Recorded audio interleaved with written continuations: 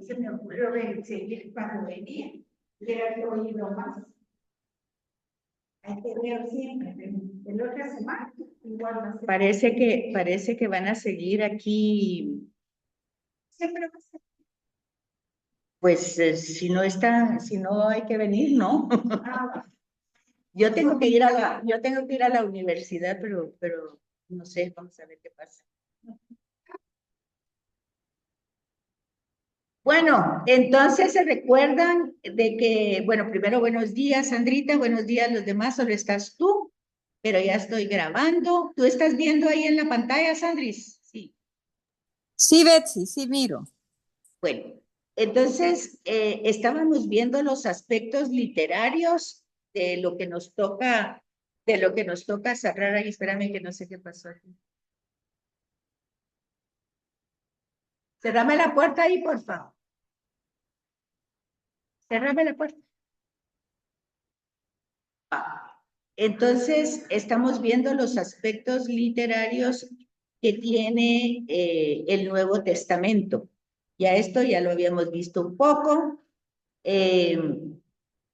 Habíamos visto realmente la composición de los 27 libros, que el centro común y único es anunciar a Jesucristo. O sea, digan lo que digan todos los libros que están en el Nuevo Testamento, su función es anunciar a Jesucristo, que es el Señor y Salvador y que da la buena noticia.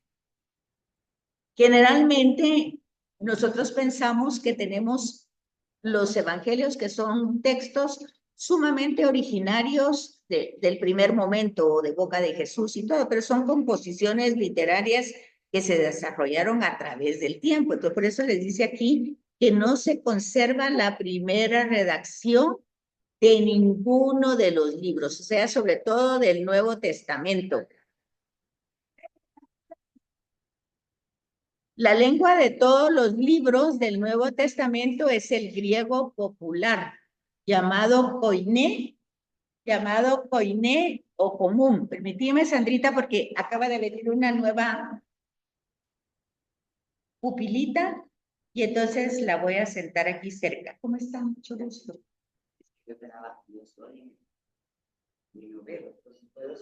Claro, sí, adelante, sí. Yo apagué, como no iba a haber nadie, apagué la máquina para que no se cortara aquí, pero puede ver, nosotros estamos viendo el Nuevo Testamento y estamos viendo cómo se han compuesto los libros y en esto, véngase para acá, así, mira, ¿cómo? No salgo ahí. No sale, solo espero que usted se lo vea.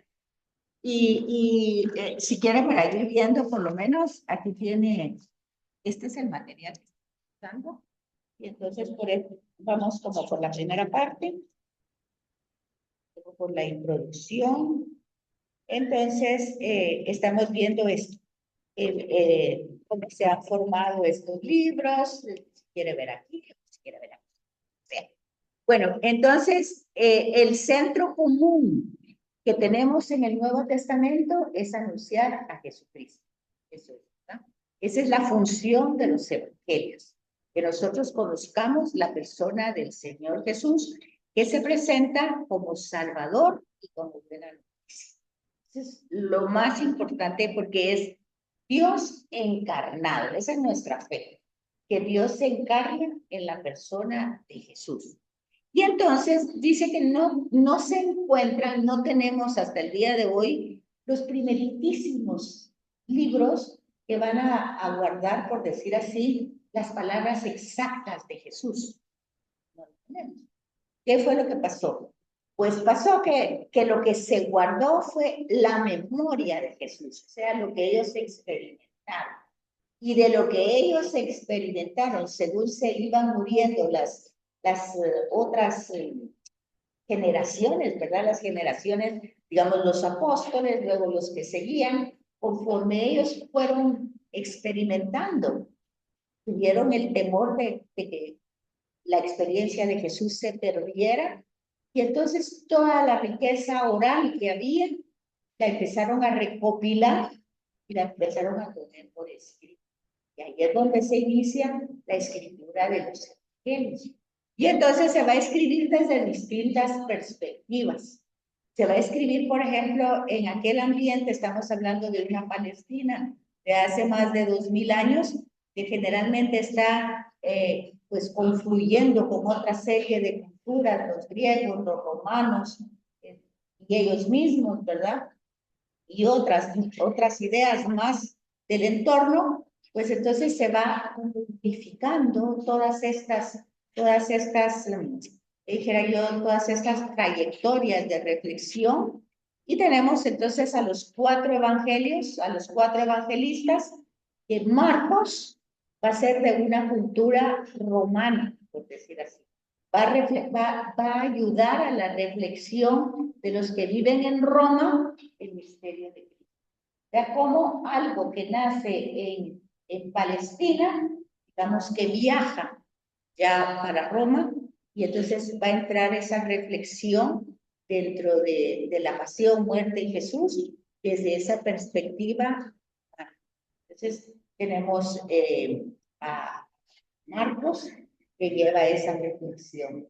Luego Mateo se queda con la reflexión de allí, de Palestina, de los judíos. Entonces, hace toda una reflexión del misterio de Cristo para una mentalidad judía. Pero como los judíos con tanto problema geográfico y de guerras, muchos se han ido, se dice, a la diáspora, o sea, han salido de Palestina. Entonces va dirigido específicamente para ellos que son palestinos o israelitas, pero que han ido. Entonces va explicando, cuando encontramos el Evangelio de Mateo, vamos a ir viendo con ciertas explicaciones que va dirigido a judíos, pero no solo de Palestina, sino que ya se han dispersado en distintos lugares. Luego también tenemos a Lucas, que va a tener una tendencia más que todo griega. Entonces el misterio de Cristo entra a esa mentalidad, pero él va a ir adaptando ese misterio de Cristo para esas comunidades.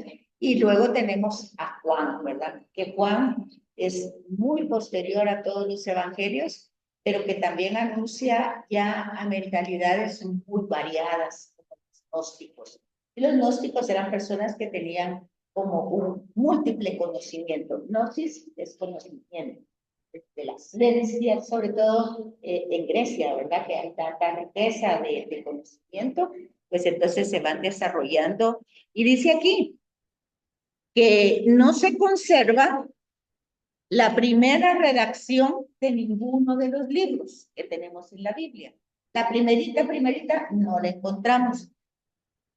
Y que la lengua en la que están escritos todos los libros del Nuevo Testamento es el griego popular. Un griego, ¿se acuerdan que ahí están colocados pues los sabios de Grecia, ¿verdad? Que tenían un griego pues más alto. Y luego está el koiné, que era el popular. Y de ahí entran todos estas reflexiones que son los evangelios, que no narran la vida de Jesús ni la historia de Jesús. Básicamente es un ministerio, o sea, en algunos casos se piensa que fueron 3 años porque se cuentan 3 Pascuas, pero en los sinópticos, que es Marcos, Mateo y Lucas, pues solo hay una Pascua.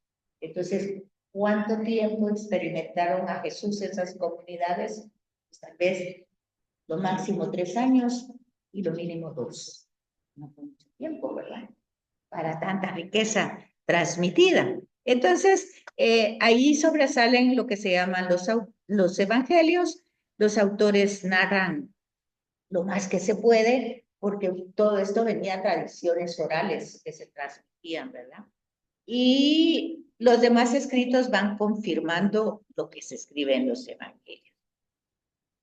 Eso no está aquí. Todo está, pero aquí está en diapositivas. En diapositivas y en el texto, por ejemplo, lo tiene aquí en introducción. Entonces, lo que acabo de decir está como explicado en esta parte. Y ahorita vamos, digamos, estos son aspectos teológicos. Y aquí acabo de explicar un poco que estaba escrito en koiné, la lengua común, y dónde puede uno ir encontrando. Ahora viene a esta parte, el aspecto teológico. Ahí lo tienen en el manual. El hilo conductor, hay un hilo conductor que tiene que ver con el enfoque que se le da a esos escritos. Y ese enfoque es teológico. Aquí dice, el hilo conductor de los escritos del Nuevo Testamento es la persona, la vida y el misterio de Jesús de Nazaret. Pero aquí nosotros cuando tenemos el tema de la vida, pues resulta que no tenemos toda la narración de la vida de Jesús. Tenemos básicamente la narración de su ministerio, que su ministerio duró, lo que acabamos de decir, entre 2 y 3 años. Decíamos la semana pasada que se dice 3 años porque en el Evangelio de Juan aparecen 3 Pascuas, y la Pascua es una vez al año. Entonces, si él fue a Jerusalén 3 veces, se deduce que vivió 3 Pascuas, y en una de ellas murió. Pero esa es una deducción, porque en los sinópticos no habla de 3 Pascuas, habla de una. Habla de un recorrido por todo, de toda la parte norte hasta llegar a Jerusalén, y entonces ahí pues ya muere. Entonces habla más que todo de ese recorrido. De tal manera que el centro de la narración de los 4 evangelios es la muerte, la pasión, muerte y la resurrección. Es lo que está en el centro de la historia.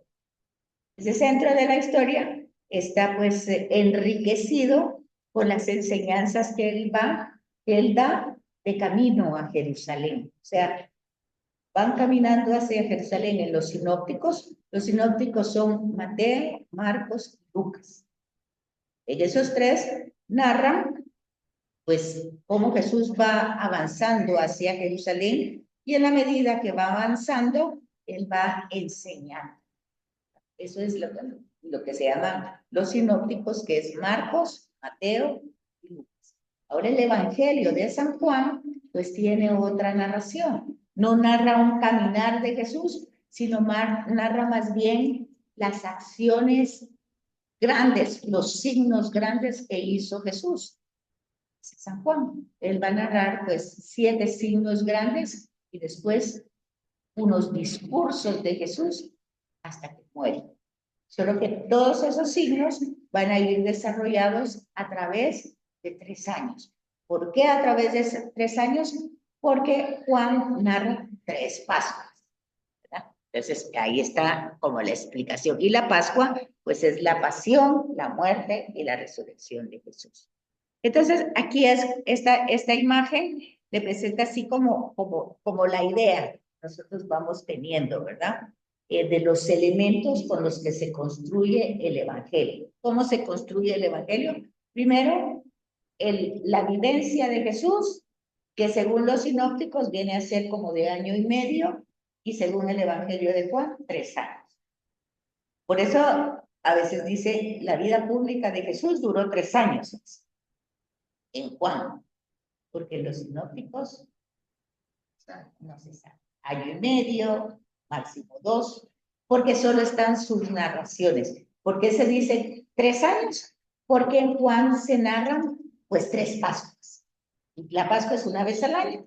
La conclusión es 3 años. Eso es solo Juan.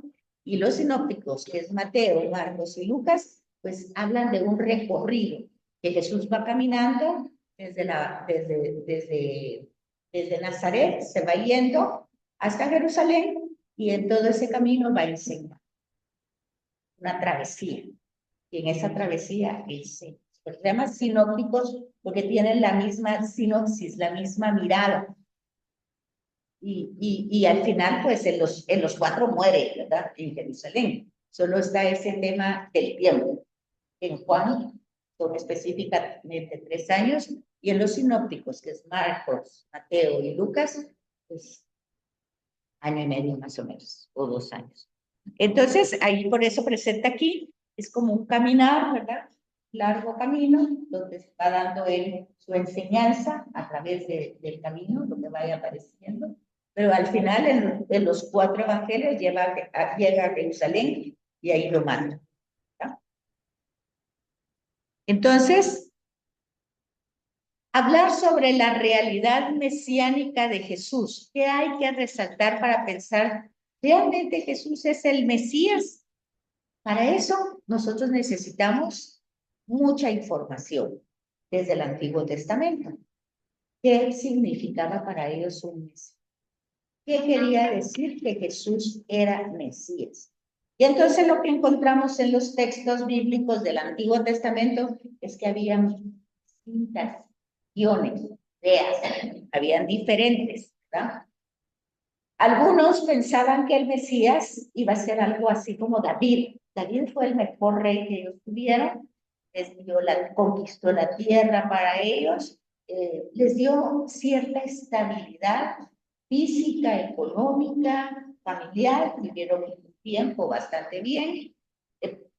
David era guerrero, si habían invasores, él salía a batallar, ganaba las batallas, ganaba más territorio. Fue un tiempo muy bueno para Israel.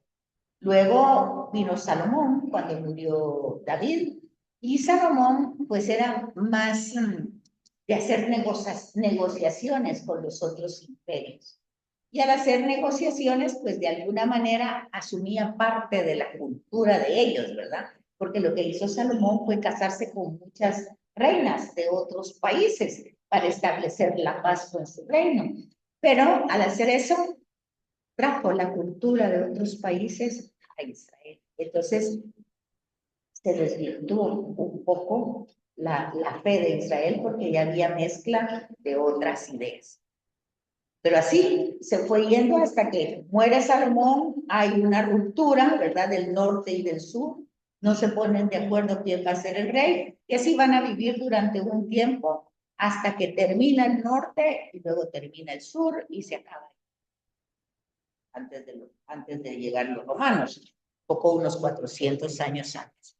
Entonces, ¿quién era el Mesías? ¿Cuál era la realidad mesiánica? Pues había en la conciencia nacional de Israel David. Y entonces pensaban, el Mesías va a ser un nuevo David. Dios va a hacer surgir dentro del poblado un rey como David. Por eso en el texto nosotros leemos que dice Jesús, hijo de David. Esa línea que venía desde antiguo, ¿verdad? Pero que se esperaba alguien que le volviera a dar toda la riqueza y la estabilidad que David le dio a ese pueblo. Y entonces resulta que Jesús pues, va a ser como David. Jesús va a tener un enfoque totalmente distinto, no como reinar para tener poder, sino que reinar para regresar a toda la humanidad al Padre, va a ser como el puente de nosotros, los humanos, para el Padre.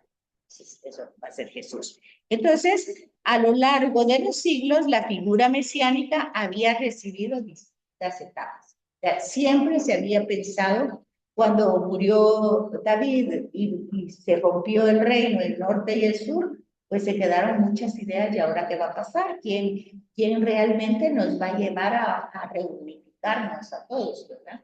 Y había muchas ideas que se iban dando, pero luego pues entra la idea del mesianismo, que era quién iba a ser el Mesías. Y entonces aquí pues van a tener un trabajo de grupo, dice, pero ahora solo vemos 2, usted y ¿ya? Porque cuando venimos estaban trabajando aquí, estaban trabajando. Yo sí la estoy grabando. Sí, la estoy grabando.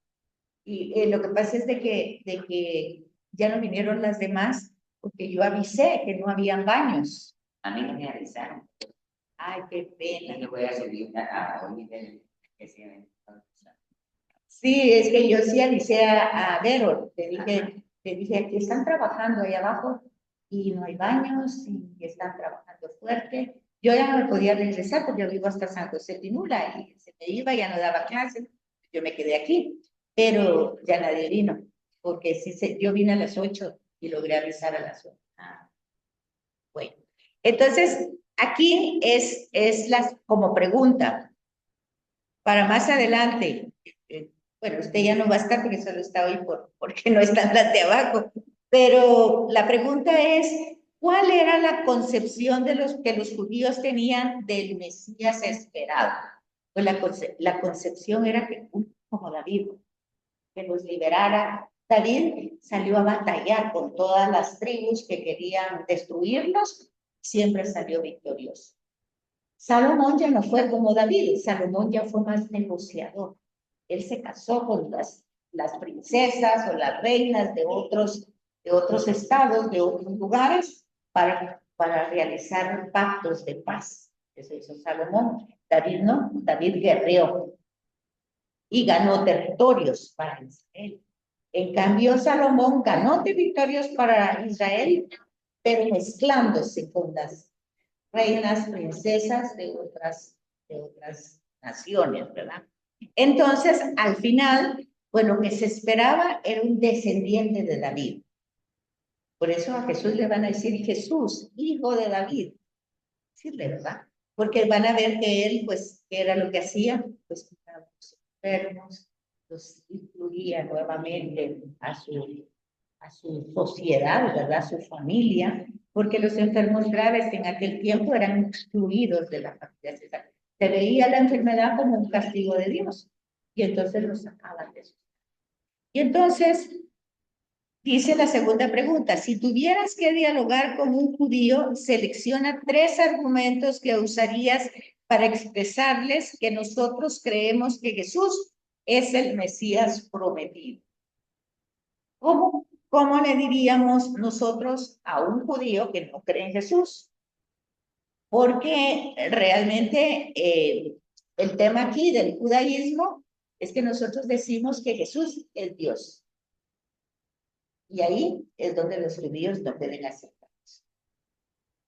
No pueden decir que Jesús es Dios porque para ellos Dios es una realidad totalmente trascendente, que no se puede, pues no la podemos contaminar con nuestra humanidad. Que Dios existe, pero es trascendente, es único, es inmortal, pues, es una realidad que se acerca a nosotros por misericordia, pero que está totalmente fuera de nuestra casa. Esa es la mentalidad judía. La mentalidad cristiana es que ese Dios se hizo un judío, se hizo hombre, y que ese hombre habitó entre nosotros, y que ese hombre pues nos convoca, nos llama para seguirlo, para poder justamente pues regresar al Padre, ¿verdad? Que es al final el tema, ¿verdad? El tema es que aquí estamos de paso en esta vida, estamos de paso. Y salimos del Padre y hemos de regresar al Padre. Entonces Jesús es como el puente. Pero esa es la parte humana de Jesús. Pero para nosotros, los cristianos, pues también es Dios. Y ahí es donde se confunde con los demás, porque o es hombre o es Dios, pero no puede ser las dos cosas porque no se puede, según otras mentalidades, ¿verdad? Y entonces dice aquí, si tuvieras que presentar a un judío, ¿por qué, verdad? Expresar que Jesús es el Mesías prometido, porque ellos lo que esperaban de un Mesías prometido era a un descendiente de David. Por eso a Jesús le dicen Jesús, hijo de David, ¿verdad? Ten piedad de nosotros. Así le decían los enfermos que estaban en el camino cuando Jesús estaba por ahí. Entonces, o sea que hijo de David significaba verdaderamente un liberador para Israel, alguien que ayudara, pero no Dios. Dios. En cambio, para nosotros, Dios. Y entonces la pregunta aquí dice, ¿por qué creemos que Jesús es el Mesías prometido, el que está prometido desde el Antiguo Testamento? Porque en el Antiguo Testamento se hablaba de muchas situaciones conflictivas. Israel es un pedacito de tierra chiquito y además de ser pequeño, era lugar de paso de otras civilizaciones. Y entonces todo el mundo quería tener ese lugar de paso, ser el dueño de ese lugar de paso, y por eso Los imperios peleaban por ese pedacito, que es un pedacito de tierra, ¿verdad? Entonces ellos, pues de alguna manera con David peleó por ese territorio, guerreó por ese territorio y lo obtuvo. Y entonces conformó las 12 tribus dentro de ese territorio. Por eso David es sumamente importante para él, ¿verdad? Porque él configuró que las 12 tribus tuvieran un territorio.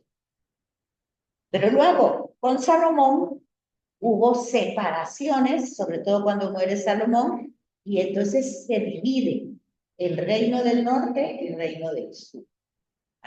Entonces, a raíz de toda esa problemática política, entonces se empieza a presentar a un Mesías. Va a venir alguien que va a volvernos a configurar, como lo que hizo David. Él configuró las 12 tribus. Que esas 12 tribus son los hijos de Jacob, ¿verdad? Entonces, esas 12 tribus, al final, porque acuérdense que cuando muere Jacob y todo eso, están en Egipto. Y ahí se quedan de esclavos durante varios siglos, casi 5 siglos se quedan ahí en Egipto. Pero luego Moisés los libera. Y así pasa la historia, van teniendo ellos reyes y todo, y el que llega a configurarlos como una sola nación es David. Por eso es que David es tan importante, ¿verdad? Porque configura a cada una de estas tribus, que eran los hijos de Jacob, a cada uno les da una tierra. Pero cuando muere Salomón, su hijo ya no logra mantener esa unidad de las 12 tribus. Entonces se separa el norte del sur. Y el sur, digamos, la parte norte va a tener a Israel, Samaria. Y la parte sur va a tener a Jerusalén. Y entonces ellos pues van a estar ya divididos. Y en esa división pues entra el tema de que Dios ha prometido volverlos a reunir. Y esa reunificación la va a realizar el Mesías prometido. Dios ha prometido a alguien que los va a volver a unir.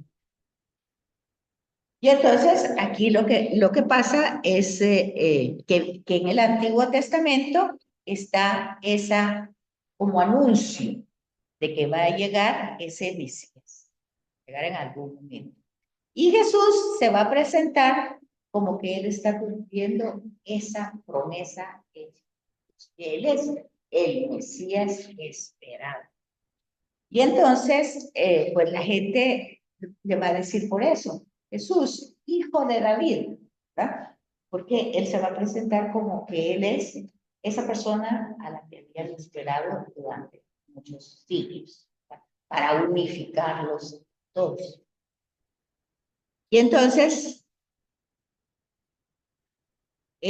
aquí tenemos uno de los argumentos más persuasivos del cristianismo fue la prueba de la profecía. El Antiguo Testamento sirvió como norma objetiva para calibrar la verdad de la persona y la misión de Jesús. O sea, habían varios escritos en el Antiguo Testamento que nos iban explicando cómo Dios había prometido que a la muerte de David, Dios mismo iba a hacer surgir a una persona que los iba a unir. Esa era una promesa que venía desde el Antiguo Testamento, desde David. Pero resulta que pasaron los años y en lugar de aparecer esa persona, el reino se dividió en dos, el norte y sur. Y hubo dos reyes, el del norte y el del sur, y hubo distintas costumbres, distintas enseñanzas, pero el templo se quedó en la parte de Jerusalén. En esa parte se quedó el templo, y la otra parte se quedó sin templo. La parte de Samaria se quedó sin templo. Israel, Samaria, se quedó sin templo. Y Judá, Jerusalén, se quedó con templo. El templo lo hizo Salomón, o sea, el hijo de David.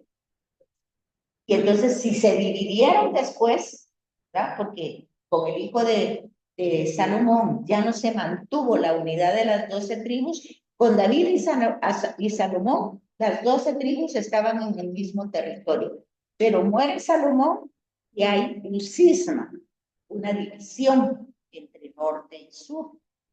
Y entonces las 10 tribus se quedan en la parte de Samaria, Israel, y 2 tribus se quedan en la parte de Judá, Jerusalén.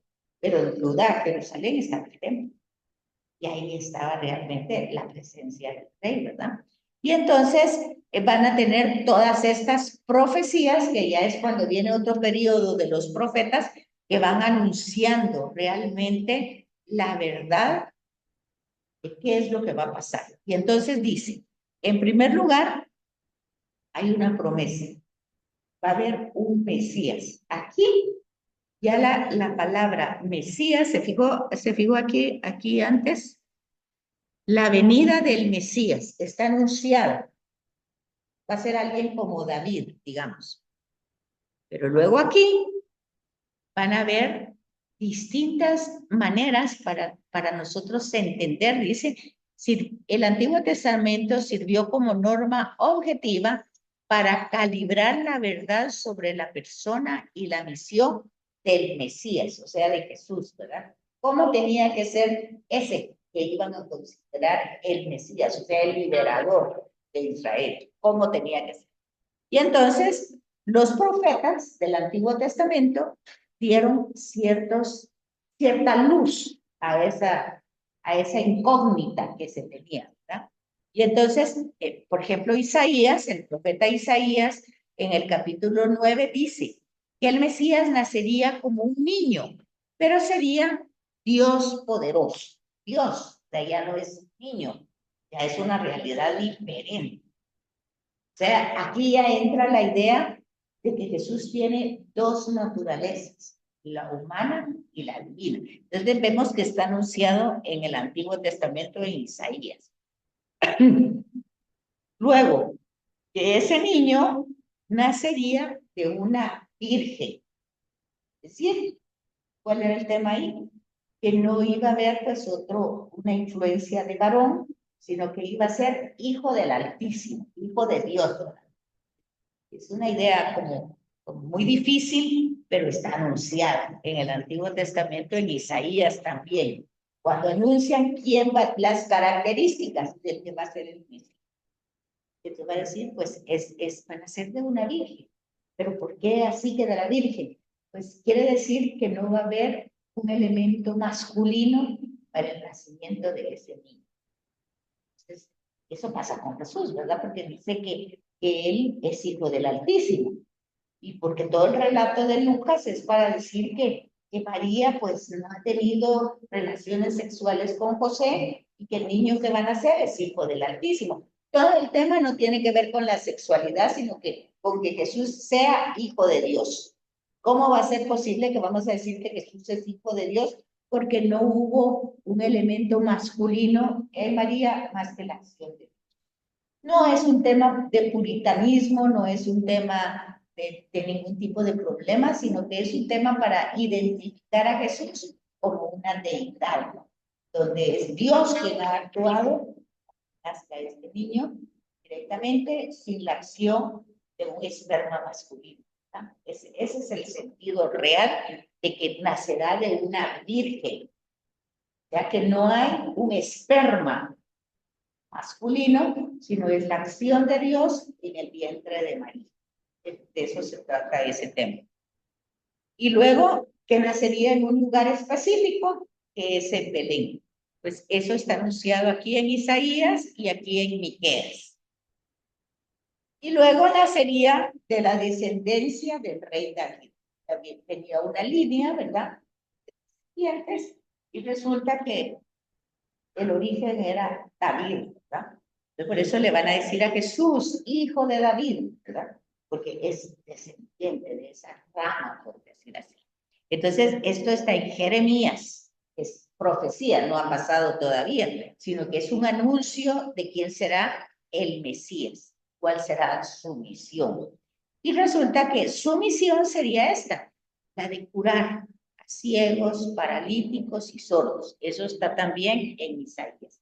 Entonces podríamos decir que aquí, en Isaías y en Miqueas y en Jeremías, encontramos como el anuncio de cómo teníamos que identificar al verdadero Mesías.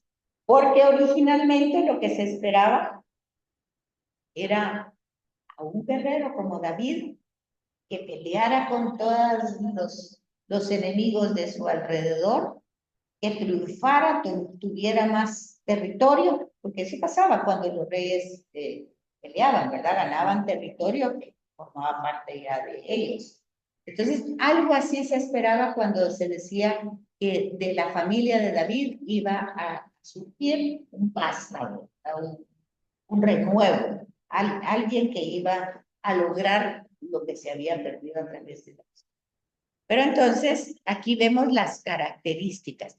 Si es descendiente de David, si nace en Belén. ¿Por qué Belén? Porque Belén es el lugar donde se había establecido David. Era un descendiente de David. ¿Y por qué el niño tendría muchos poderes?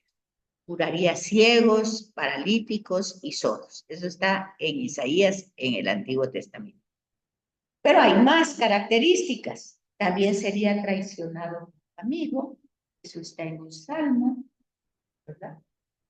Después tenía otra característica, sufriría y sería despreciado. Esto está en Isaías, el varón de dolores, hasta en la Semana Santa. Se dan los 4 cantos de Isaías, donde en las celebraciones litúrgicas de la Semana Santa, lunes santo, martes santo, miércoles santo, se leen los 4 cantos de Isaías, donde dice cómo va a sufrir este Mesías a causa de su. Es como un anuncio anticipado de lo que va a ser el Mesías, ¿verdad? Entonces, la Grey, o sea, su grupo, lo va a abandonar. Entonces también está en Zacarías. Estos son libros del Antiguo Testamento que están anunciando cómo va a pasar la situación. Es un anuncio, ¿verdad? Luego va a decir que sería traspasado con clavos y una lanza, y eso está en Zacarías, que es otro texto bíblico del Antiguo Testamento, y también está en el Salmo 22, que Jesús mismo lo utiliza en la cruz. Y a pesar de que era un hombre justo, sería torturado y asesinado por sus enemigos. Está en Sabiduría, que es otro texto del Antiguo Testamento. Sería ejecutado junto con criminales. Isaías. Sus enemigos rasgarían sus vestiduras y las echarían en suerte sobre ellas. Está en Salmos. Y traería la luz del verdadero Dios sobre todas las naciones. Entonces, aquí tenemos muchas características que están en el Antiguo Testamento, muchos siglos antes del nacimiento, muchos siglos antes. Entonces van dando como la figura, van dando como el anuncio de quién iba a ser Jesús, ¿verdad? El Cristo. Y cómo al anunciar que Jesús es el Cristo, es anunciar y proclamar que Jesús de Nazaret es el que cumple todas esas cosas, todas esas citas que vimos anteriormente, se realizan en la persona de Jesús. Y los judíos ni remotamente se imaginaron nunca que Mesías fuera Dios. O sea, la palabra Mesías nunca era igual a Dios. O sea, no era el significado. Decir Mesías no era significado que era Dios, ¿verdad? Eso no es así. Pero realmente para nosotros, desde toda la perspectiva de Jesús de Nazaret, Jesús al ser Mesías es Dios. Pero eso es una forma de comprensión que cambió. En el Antiguo Testamento ellos no tenían esa idea, ni la tienen hasta hoy, porque Mesías era como un representante, no como la misma realidad. En cambio, Jesús para nosotros no representa a Dios, es Dios. En cambio, para los judíos, Jesús ni representa ni es nada. Era una persona que estaba como mal de la cabeza y se lo llevó por ser todo lo que dijo que nosotros es realidad. Pero ya ven ustedes que siendo otra realidad, pues la vida de cada uno de nosotros se va configurando de acuerdo a la persona de Jesús, a su anuncio, a su mensaje.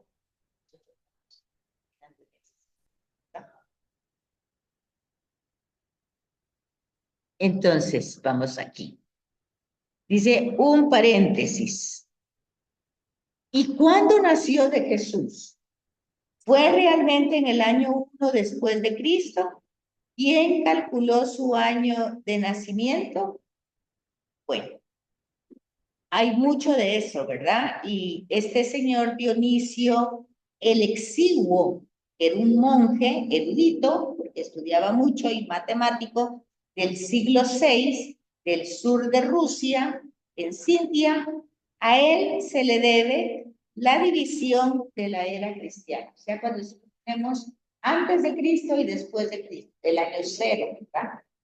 Esto lo hizo este señor, Dionisio el Exiguo, ruso, ¿verdad? Al sur de Rusia.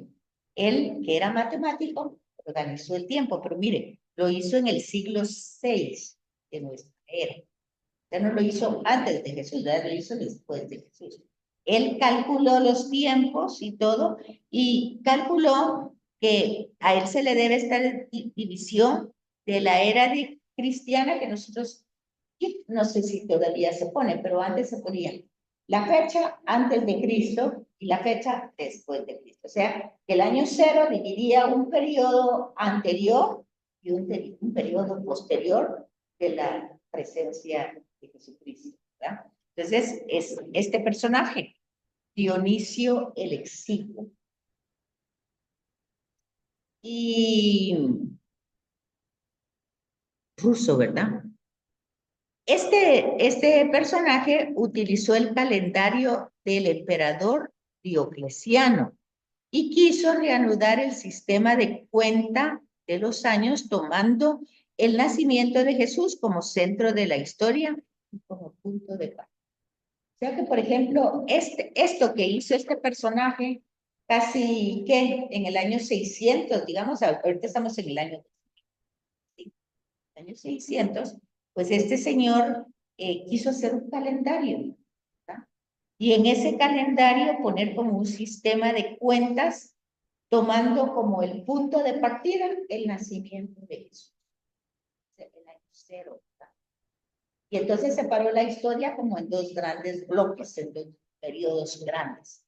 Y en el centro de esa historia, en el punto de partida, puso a Jesús.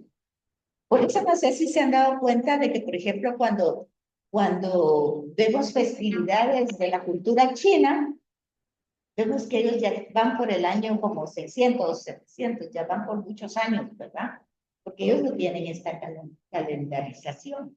Nosotros apenas vamos por el año 2000 de Cristo, después de Cristo. Pero no quiere decir que ahí empezó la historia, sino que hubo una historia anterior. Pero según estos personajes, dividen la historia en antes de Cristo y después. Y entonces señaló el año 753 de la fundación de Roma como el año de nacimiento de Jesucristo. Es decir, Roma también lleva su propio calendario. Es que como las civilizaciones han tenido distintos momentos de apogeo, no todas han tenido su periodo máximo de tiempo. Entonces, por ejemplo, Roma empezó a gobernar en Jerusalén, en Israel, unos 150 años antes, iban ya entrando ellos, ganando territorio los romanos, pero más o menos 63 años antes de Cristo, en el último centenario, digamos, es donde ya están en Palestina, porque van entrando por los territorios, ¿verdad? Va entrando Roma, va ganando territorios por toda la parte, viene de Europa, de Italia, ¿verdad? Pero primero se abarcó la parte de Europa, tuvo, ¿verdad? Y luego fue entrando a los otros territorios de África. Fue teniendo, pues, se fue adueñando de esas tierras, las fue conquistando, ¿verdad? Pero ya en el año, ya casi 63, en el último centenar, por decir así, es donde ya está en Palestina, ¿verdad? Y entonces ahí es donde realmente se empieza a ver este contexto de la historia, porque es en ese momento donde nace. Cuando Roma está invadiendo toda esa parte de Palestina.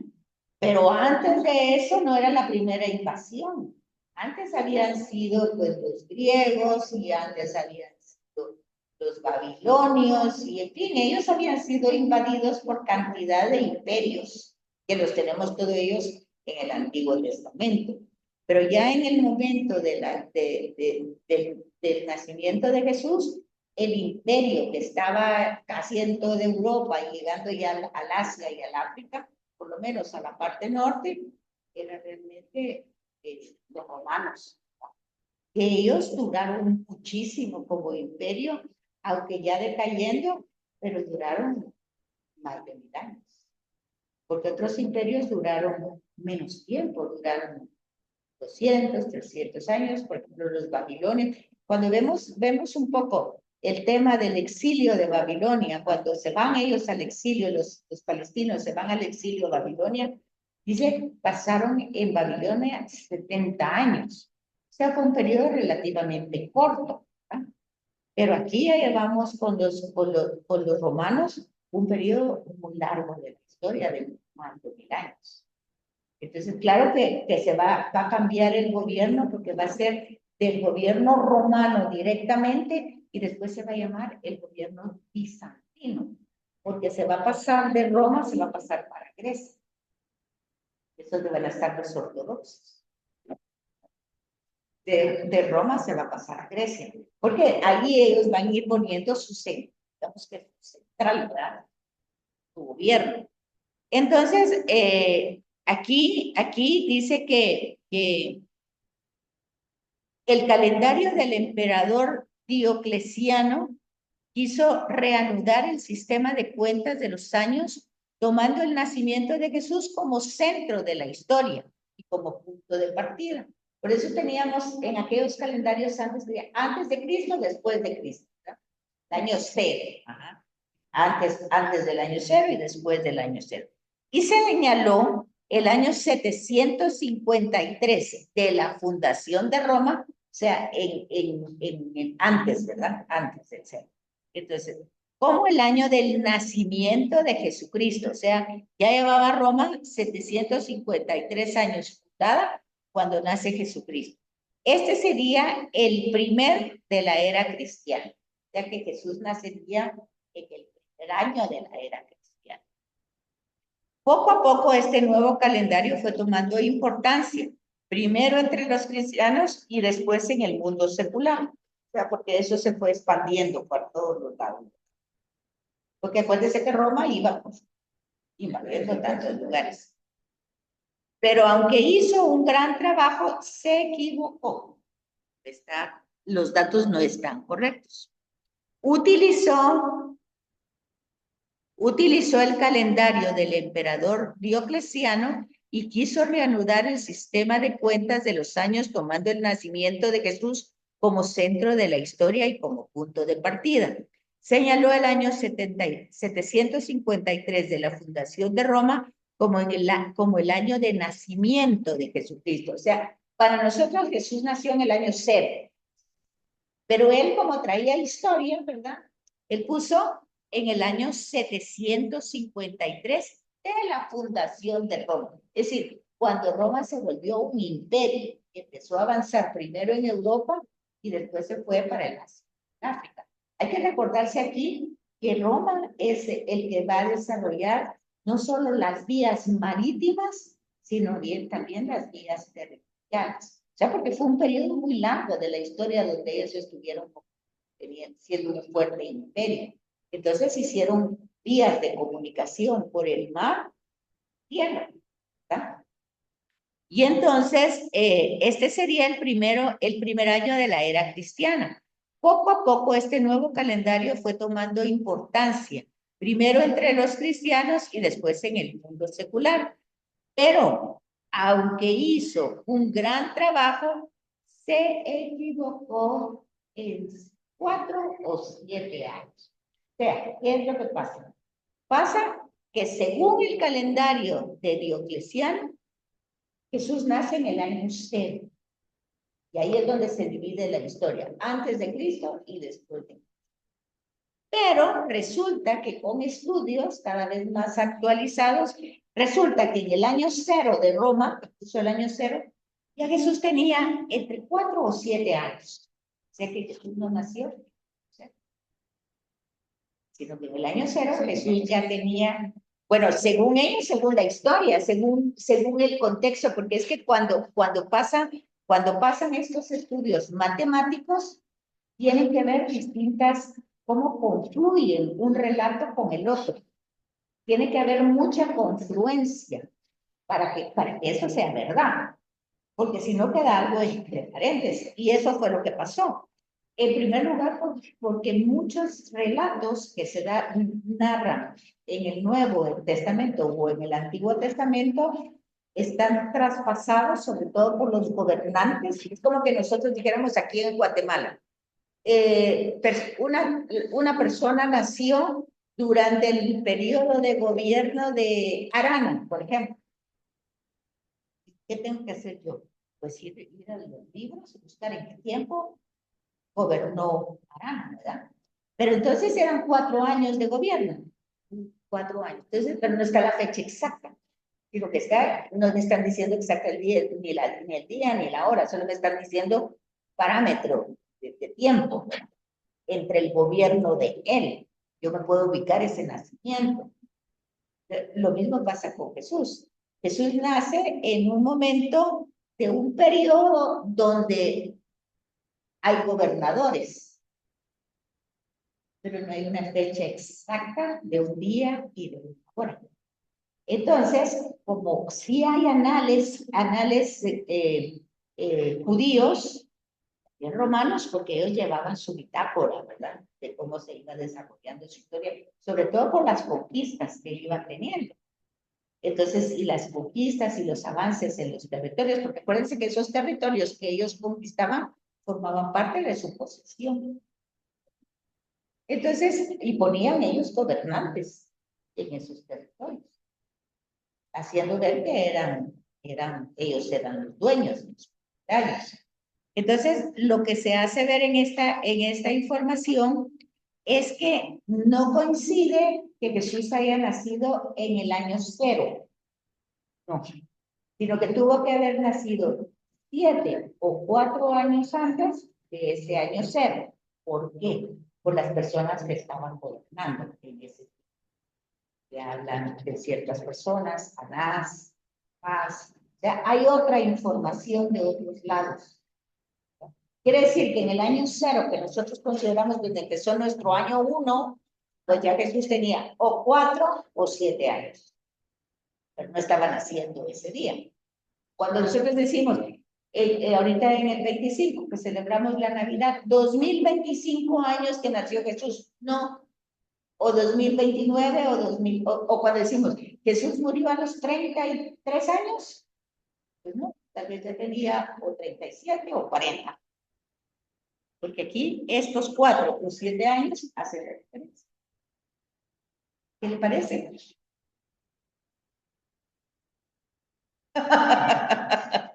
¿Qué te parece, Sandrita? Aquí dice, ¿cómo se llama? Pati dice Pues aquí, yo no lo sí, sabía. no. Me parece pues muy interesante y lógico, ¿no? Pero realmente, diferencia de 6, 7 años, al final es poco, ¿verdad? En lo que es Claro. la historia.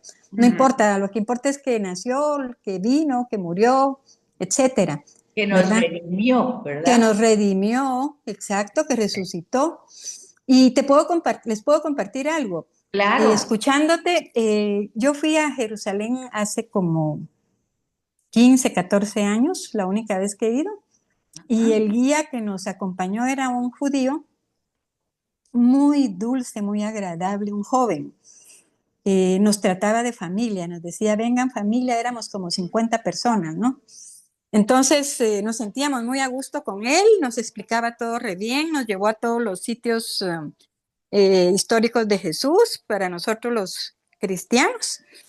Y entonces mi hermana y yo le preguntamos, mire, le dijimos, usted ha estado con nosotros en todo esto, ha escuchado todas las explicaciones, ¿por qué los judíos no creen en Jesús? No entendemos, no lo podemos entender, le dijimos mi hermana y yo.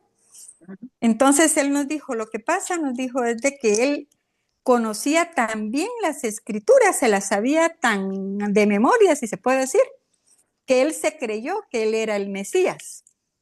Entonces yo me puse a pensar, bueno, entiendo, esta gente no cree, como dice, nadie es profeta en su tierra, lo dijo Jesús, pero también el padre Loring, español que ya murió, que en paz descanse, dice, en Jerusalén hay un monumento a todos los hombres grandes de Israel, todos los hombres grandes de Israel, ahí hay un monumento con sus nombres.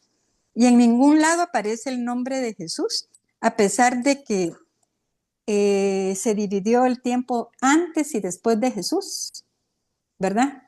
Eso es una cosa famosísima, pues, mundial.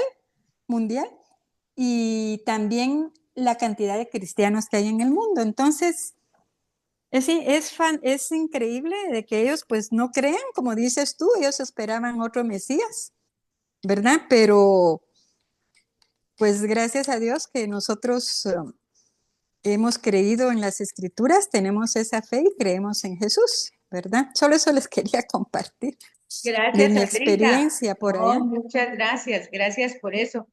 Y sí, no, es sumamente interesante porque realmente la evidencia de la época, pues como dice Sandra, ¿verdad?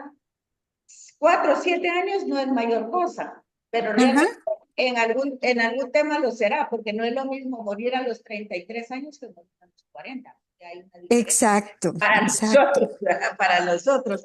Entonces, hay ese tipo de diferencias, pero lo importante es esto que lo vamos a empezar la semana entrante, ya nos toca la segunda sesión.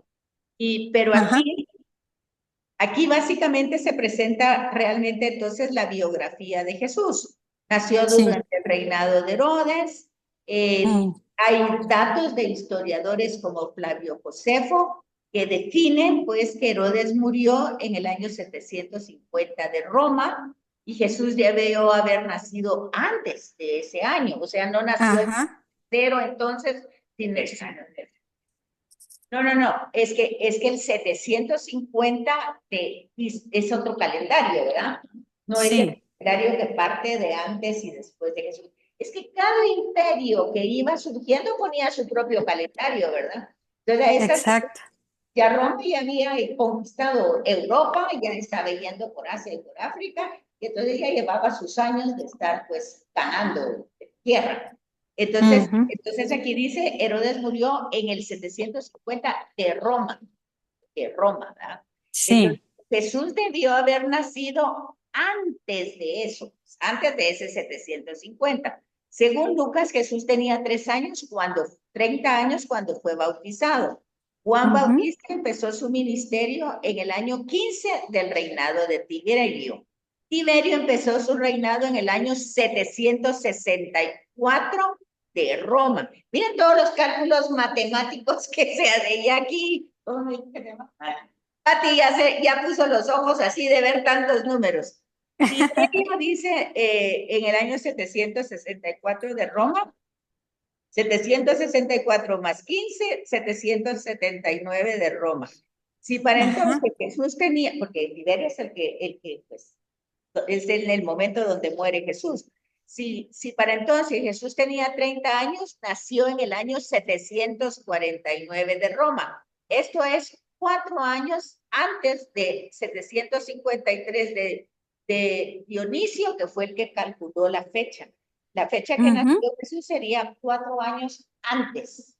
O sea que entonces no murió a los 33 y murió a los 37. Según ajá, el calendario, ¿verdad? Es sí, interesante ver eso, ¿verdad? Entonces, muy interesante. todo eso, pues entonces vamos viendo los títulos cristológicos que se dan a Jesús como tributo divino. Jesús Cristo, el Cristos, viene a ser como el ungido, ¿verdad? Hijo único de Dios y Señor, dando esos títulos. Bueno, y entonces aquí es donde nosotros terminamos esta primera sesión en la diapositiva 23. Ya la próxima semana nos tocaría otra. Y aquí se nos acaba, Sandrita. Muchas gracias por estar ahí presente. Gracias, Betsy, la clase estuvo linda, aprendimos mucho hoy. Tan linda que eres tú. Pues muchas gracias. Aquí solitos, porque fíjate que están haciendo una construcción y ya nadie pudo venir. Sí, vi el video que mandaste. Bueno, un abrazote. Nos seguimos. Igualmente, Betsy, cuídate, feliz día. Gracias. Bye.